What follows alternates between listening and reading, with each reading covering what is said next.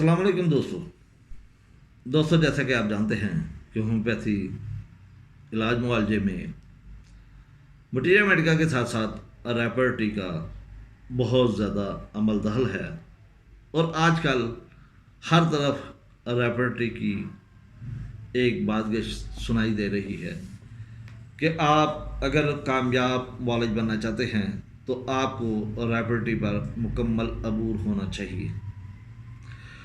दोस्तों ये बात बिल्कुल सच है और 100% दुरुस्त भी है, लेकिन दोस्तों रेपर्टी को इस्तेमाल करने से पहले आपको अलामात की ग्रेडिंग का पता होना चाहिए और उसके साथ साथ आपको रुब्रिक की समझ बूझ होनी चाहिए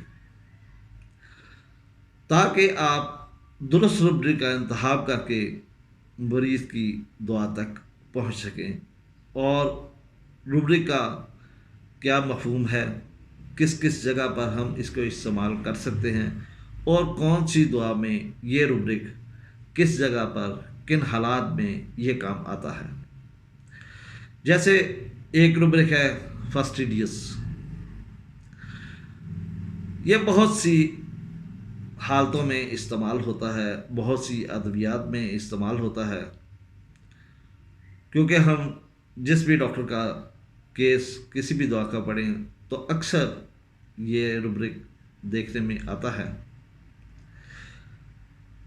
इस रुब्रिक के मफहूम ये हैं कि ये किसी भी बात पे इतनी आसानी से मुतमिन नहीं होता, डिफ़िकल्ट टू सेटिस्फाई, चूज़ी होता है, चॉइस होती है इसके पास। अब अगर हम अद्वियात को देखें तो मुतमिन ना होना, ठीक है, इसका अगर आप छोटा सा आसान से लफ्ज़ में मतलब समझना चाहें तो ये है मुतमिन ना होना। अब इसकी पहली दुआ जो है वो है आर्सेनिक एल्बम। दोस्तों जैसे कि आप सब जानते हैं कि आर्सेनिक एल्बम का मरीज़ ये अपने एनवायरनमेंट को लेकर बहुत ज़्यादा चूज़ी होता है, फास्टिडियस होता है। इसे हर चीज़ तरतीब में चाहिए, सफाई सुथराई हर चीज़ अपनी जगह पर अगर हो तो वो किसी हद तक मुतमिन होता है, वरना नहीं। लेकिन अगर यही रुब्रिक हम कार्सिनोसन पर अप्लाई करेंगे तो इसमें जो फास्टिडियसनेस होती है वो इस किस्म की होती है कि वो हर एक की गुड बुक में रहना चाहता है, हर एक को अच्छा नज़र आना चाहता है, अच्छा बनने की कोशिश करता है। ये नहीं, अच्छा होता भी है, ये पढ़ाई में एक्स्ट्रा मार्क्स लेना चाहता है क्योंकि इसके पीछे बोझ होता है, घर वालों की डिमांड होती है और वो घर वालों की डिमांड को ख़त्म नहीं करना चाहता, उनका दिल तोड़ना नहीं चाहता, इसलिए ये दिल जान से एक्स्ट्रा मेहनत करके पढ़ाई करता है। और अगर यही देखें हम मर्क्यूरियस, उसमें अगर फास्टिडियसनेस देखें तो ये क्या चाहता है कि हर चीज़ परफेक्ट हो, ख़ास तौर पर डिसिप्लिन के हवाले से, बिहेवियर के हवाले से, इसमें ये चीज़ आम पाई जाती है। अगर इसके अलावा हम पल्साटिला देखें, पल्साटिला में भी फास्टिडियसनेस का आंसर पाया जाता है, लेकिन इसलिए कि वो हमदर्दी चाहता है, हमदर्दी देना चाहता है, हमदर्दी लेना चाहता है। वो कहता है प्यार सलूक से एक दूसरे के साथ मिलजुल कर रहा जाए। लेकिन अगर हम देखें प्लाटिना को, प्लाटिना में भी फास्टिडियसनेस है, वो क्यों मुतमिन नहीं होता?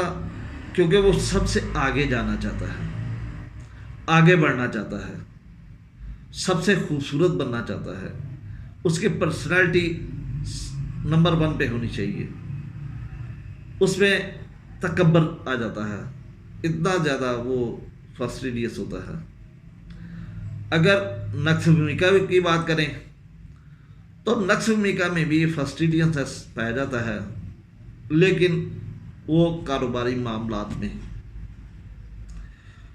उसे हर चीज़ उसके करीब चाहिए, चाहे वो उसकी जगह है या नहीं।